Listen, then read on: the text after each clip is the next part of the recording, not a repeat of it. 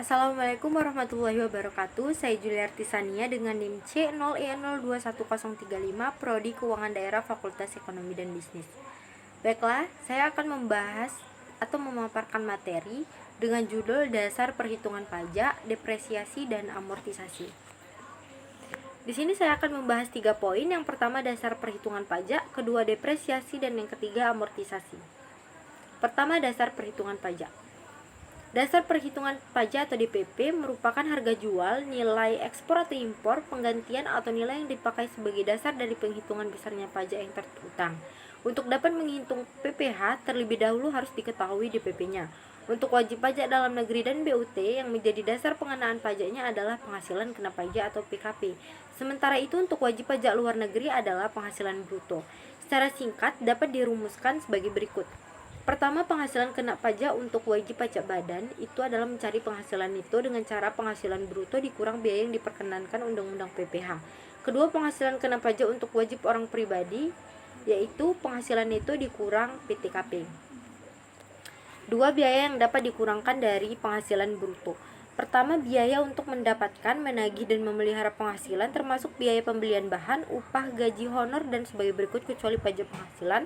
Kedua, penyusutan atau amortisasi yang mempunyai masa manfaat lebih dari 1 tahun. Yang ketiga, iuran kepada dana pensiun yang pendirian yang disahkan Menkyu. Keempat, kerugian karena penjualan atau pengalihan harta dalam perusahaan untuk mendapatkan, menagih, dan memelihara penghasilan. Kelima, kerugian dari selisih kurs. Keenam, biaya penelitian dan pengembangan perusahaan yang dilakukan di Indonesia. 7, biaya beasiswa, magang, dan penelitian. 8, PTKP untuk wajib pajak dalam negeri. 9, piutang yang nyata-nyata tidak dapat tertagih. 10, premi asuransi yang dibayar pemberi kerja. 11, penggantian atau imbalan atas pekerjaan atau jasa yang dilakukan dalam bentuk natura berupa penyediaan makan dan minum bagi seluruh pegawai. Dan yang terakhir, kompensasi kerugian fiskal tahun sebelumnya atau maksimal 5 tahun. 3, biaya yang tidak dapat dikurangkan dari penghasilan bruto. Menurut Undang-Undang PPh adalah yang pertama, pembagian laba dalam bentuk apapun. Kedua, biaya untuk kepentingan pemegang saham, sekutu, dan anggota. Ketiga, pembentukan atau pemupukan dana cadangan kecuali yang ditetapkan Menkyu. Keempat, premi asuransi kecuali yang dibayar pemberi kerja tersebut. Kelima, penggantian atau imbalan yang bersifat natura dan kenikmatan kecuali penyediaan makan dan minum atau yang ditetapkan oleh keputusan Menkyu. Keenam, jumlah yang melebihi kewajaran dibayarkan kepada pemegang saham. 7, harta yang dihibahkan, bantuan atau sumbangan kecuali zakat atas penghasilan dari wajib pribadi atau badan dalam negeri melalui Basnas yang disahkan oleh pemerintah. 8, pajak penghasilan. 9, biaya yang dikeluarkan atau dibebankan untuk kepentingan pribadi wajib pajak. 10, gaji yang dibayarkan kepada anggota persekutuan FA atau CV yang modalnya tidak terbagi atas saham. 11, sanksi administrasi berupa bunga, denda yang berkenaan dengan pelaksanaan perundangan di bidang perpajakan.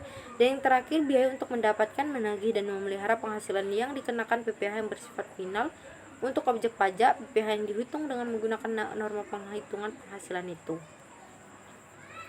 Ketiga, PTKP atau penghasilan tidak kena pajak. Penghasilan tidak kena pajak disingkat PTKP adalah pengurangan terhadap penghasilan neto orang pribadi atau perseorangan sebagai wajib pajak dalam negeri dalam menghitung penghasilan kena pajak yang menjadi objek pajak penghasilan yang harus dibayar wajib pajak di Indonesia. Perubahan Undang-Undang Perpajakan. Ketentuan umum dan tata cara perpajakan itu diatur Undang-Undang Nomor 16 Tahun 2000 berubah menjadi Undang-Undang Nomor 28 Tahun 2007. Lalu pajak penghasilan dari Undang-Undang Nomor 17 Tahun 2000 berubah menjadi Undang-Undang Nomor 36 Tahun 2008. Lalu PPN dan PPNBM Undang-Undang Nomor 11 Tahun 1994 berubah menjadi Undang-Undang Nomor 42 Tahun 2009. Lalu penagihan dengan surat paksa yaitu Undang-Undang Nomor 19 Tahun 1997 berubah menjadi Undang-Undang Nomor 19 Tahun 2000. PBB Undang-Undang Nomor 12 Tahun 1985 berubah menjadi Undang-Undang Nomor 28 Tahun 2009. Dan yang terakhir BPHTB Undang-Undang Nomor 21 Tahun 1997 berubah menjadi Undang-Undang Nomor 28 Tahun 2009.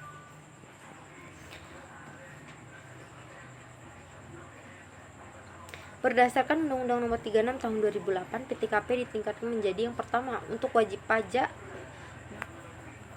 itu 15.840.000, lalu tambahan untuk kawin 1.320.000, Lalu untuk tambahan untuk istri bekerja yang penghasilannya digabung yaitu 15.840.000. Terakhir tambahan untuk keluarga sedara yaitu yang semenda angkat yang menjadi tanggungan maksimal 3 orang yaitu 1.320.000. Selanjutnya berdasarkan Peraturan Menteri Keuangan Republik Indonesia PMK nomor 101 tentang penyesuaian PTKP, maka besaran PTKP ditingkatkan menjadi yang pertama untuk wajib pajak sebesar Rp54 juta, tambahan untuk kawin Rp4.500.000, tambahan untuk istri bekerja yang penghasilan digabung Rp54 juta, dan tambahan untuk keluarga sedara semenda anak angkat yang jadi tanggungan maksimal 3 orang yaitu Rp4.500.000. Yang kelima, tarif pajak. Pertama, untuk wajib pajak orang pribadi dalam negeri yaitu dasar pengenaan pajaknya 0 sampai dengan 60 juta dengan tarif 5%, lalu 60 juta sampai 250 juta dengan tarif 15%, lalu 250 juta sampai 500 juta dengan tarif 25%, 500 juta sampai 5 miliar dengan tarif 30%, dan yang terakhir lebih dari 5 miliar itu dikenakan tarif 35%. Yang kedua, wajib pajak badan dan BUT sesuai pasal 2 PP nomor 30 tahun 2020 tersebut. Tarif PPh badan wajib pajak badan dalam negeri dan berbentuk BUT adalah 22% berlaku pada 2020 dan 2021 dan mulai 2022 berlaku 20%.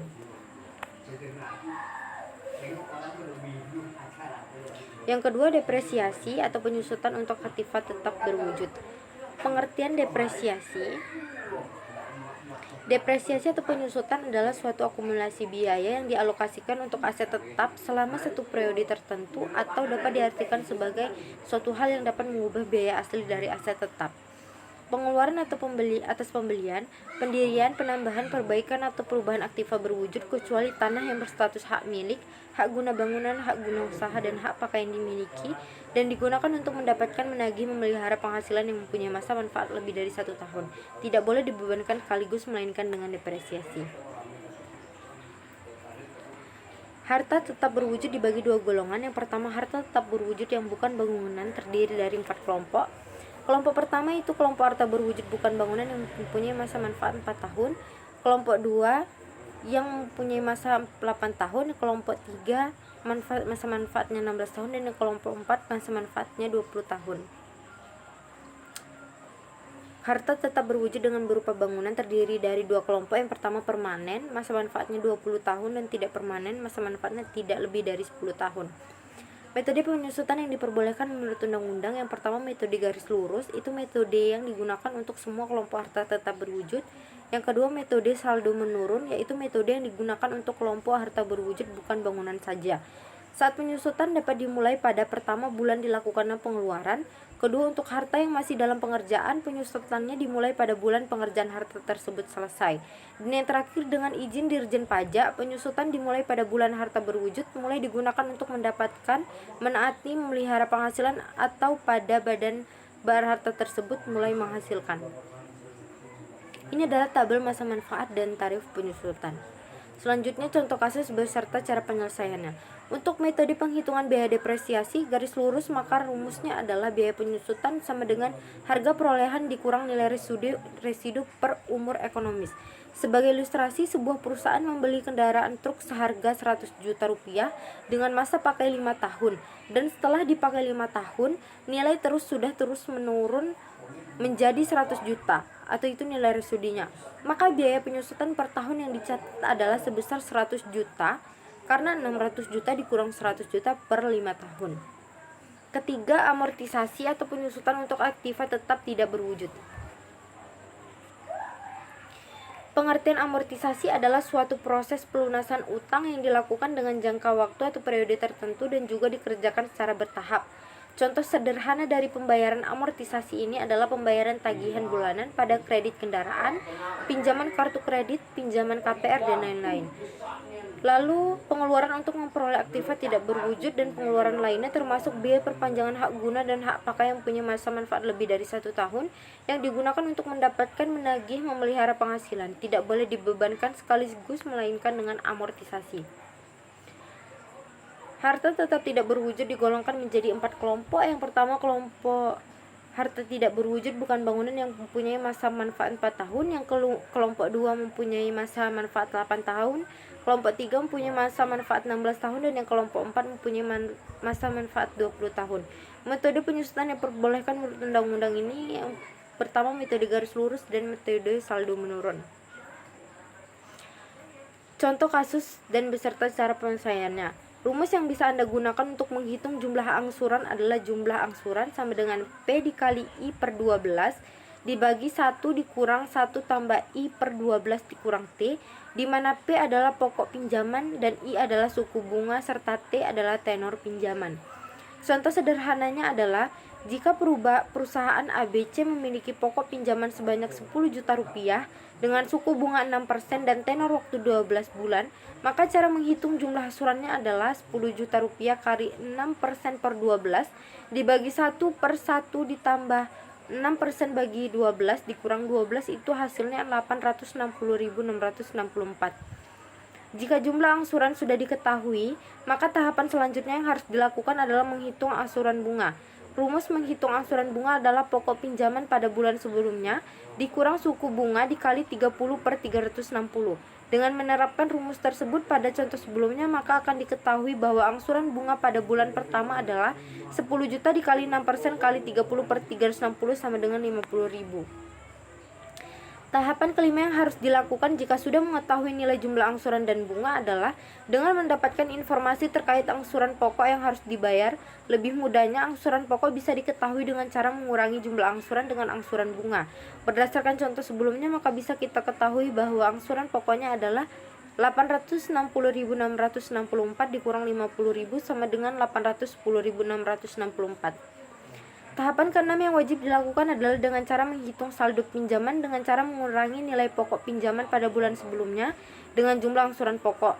Berdasarkan contoh di atas, maka bisa kita ketahui bahwa saldo pinjamannya adalah 10 juta dikurang 810.664 sama dengan 9.189.336. Jadi dengan menggunakan keenam langkah di atas, kita bisa mengetahui jumlah saldo pinjaman amortisasi yang dimiliki oleh pihak perusahaan. Baiklah, sekian dari materi yang dapat saya paparkan. Maaf bila terdapat kekurangan. Saya akhiri. Wassalamualaikum warahmatullahi wabarakatuh.